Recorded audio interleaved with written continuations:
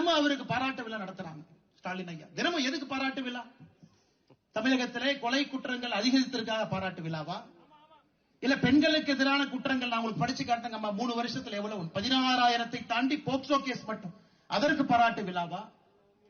பெண்களுக்கு எதிராக வன்கொடுமைகள் 5,000 தாண்டி இருக்கு, அதற்காக பாராட்டு விழாவா? இல்ல டாஸ்மார்க்கினுடைய வருமானம் 50,000 கோடியை தாண்டி நின்றுட்டு இருக்குது, அதுக்காக பாராட்டு விழாவா?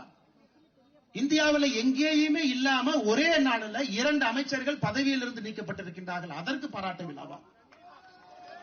அதற்கு பாராட்டு விழா இந்தியாவில் எங்கேயுமே இல்லைங்க. 2 அமைச்சர்கள் ஒரே நாள் பதவியிலிருந்து மாற்றப்பட்டிருக்கின்றார்.